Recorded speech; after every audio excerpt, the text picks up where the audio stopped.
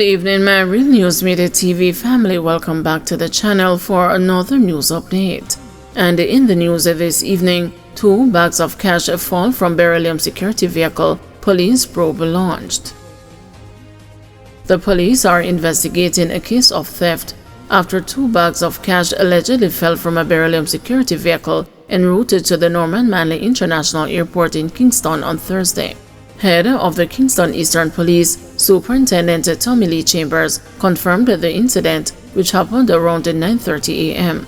She said there was no information on the amount of money missing. Nicholas Benjamin, Deputy Executive Chairman of the Guardsman Group, of which Beryllium is a member, declined to comment on the matter. A motorist reportedly spotted 2 bags tumbling out of the courier truck near the Rockford Mineral Bath along Flores El Glaspol Boulevard. The vehicle was reportedly carrying 48 bags with an undisclosed amount of cash. Following an alert, the vehicle was checked and it was revealed that the rear of the truck was unlocked. Despite a search of the area, the missing bags were not found. The incident was reported to the police. Detectives from the Elletson Road Criminal Investigation Branch have opened a simple larceny probe. Man fatally shot after allegedly firing at police in Spanish Town. A man was fatally shot after allegedly firing at police officers along Jobs Lane in Spanish Town on Saturday morning. The deceased has been identified as 44-year-old Jerome Martin Daly of Red Ground in Old Harbor, St. Catherine. About 12:01 a.m., the police reportedly noticed a bulge at his waist and approached him. After identifying themselves, Daly reportedly drew a firearm and shot at the officers, who returned the fire. He was allegedly found clutching a Browning 9mm pistol with a magazine containing 10 rounds. Daly was taken to the Spanish Town Hospital, where he was pronounced dead. The matter was reported to the Independent Commission of Investigations. Police nabbed 3 over alleged theft of fans and condensers from St. Andrew warehouse. The St. Andrew South Police have charged 3 men over the alleged theft of 80 items, including 30 fans from a warehouse in the parish last month. Charged are 21-year-old Jordan Salmon, 24-year-old Richard Grant, and 18-year-old Jordan Jarrett, all from Waltham Park Road in St. Andrew. They have been charged with warehouse break-in, larceny, and receiving stolen goods.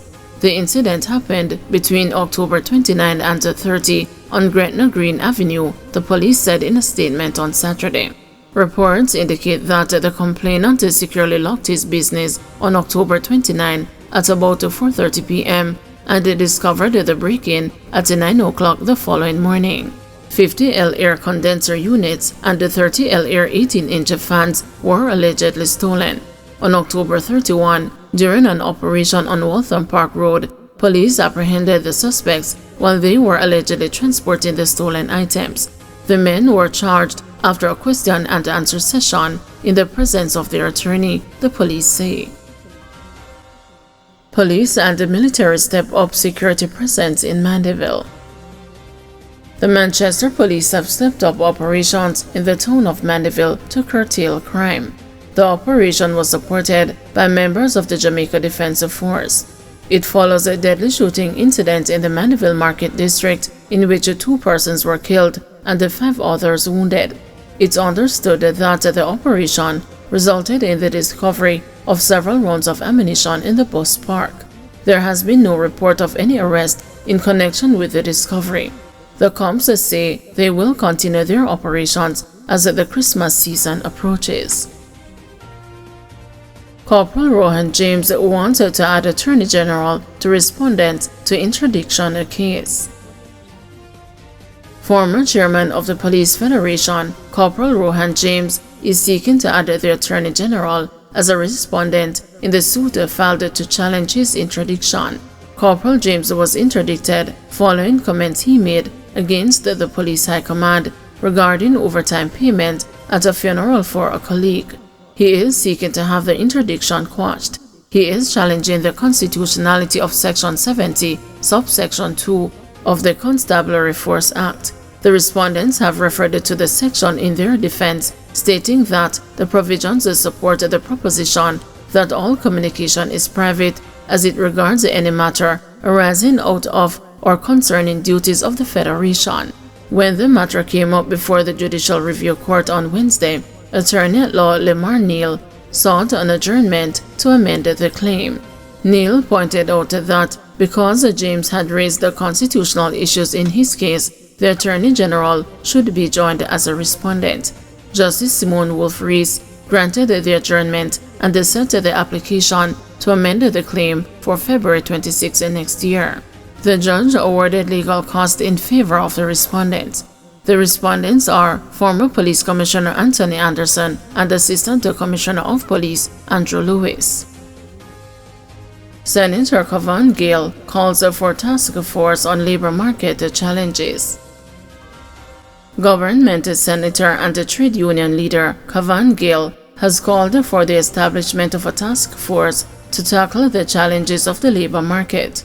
Senator Gale, President General of the Bustamante Industrial Trade Union, making his contribution to the State of the Nation debate on Friday, said all stakeholders needed to be involved to ensure that issues plaguing the labor market are adequately addressed.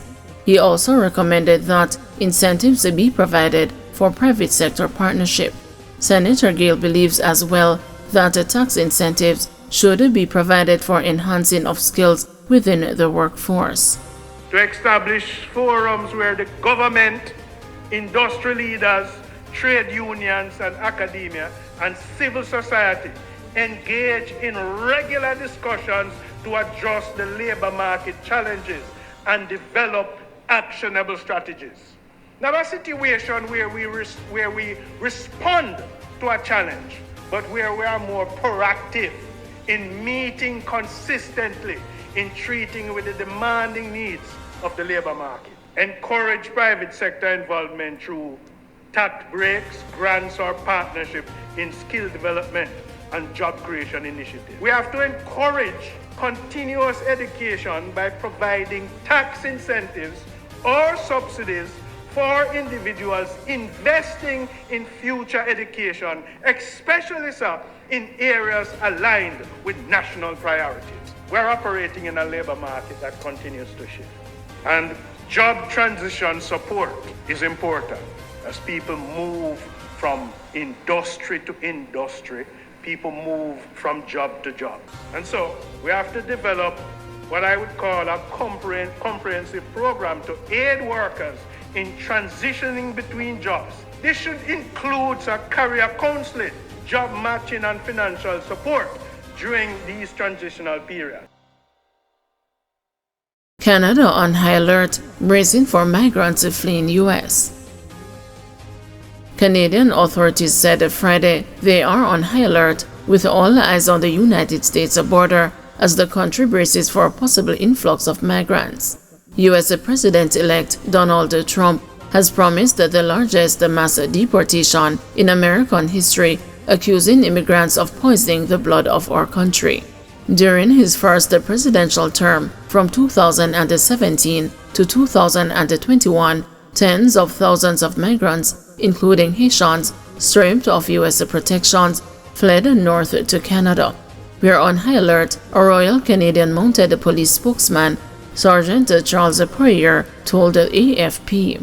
All of our eyes are looking at the border to see what's going to happen because we know that Trump's stance on immigration might drive up illegal and irregular migration to Canada, he said. In Ottawa, Deputy Prime Minister Chrystia Freeland met Friday with a group of ministers tasked with handling thorny issues that might emerge between Canada and the incoming Trump administration. She sought to reassure that Canada was ready for a possible uptick in migrant arrivals. We have a plan, she told a news conference after the meeting, without giving details. Canadians need to know our borders are safe and secure and we control them. Watching out for a possible influx comes as Canada is slashing its own immigration targets. Prime Minister Justin Trudeau's government has said it wants to slow population growth while it bolsters key infrastructure and the social services. Thank you everyone for watching. See you tomorrow morning at 6 a.m. for another news update.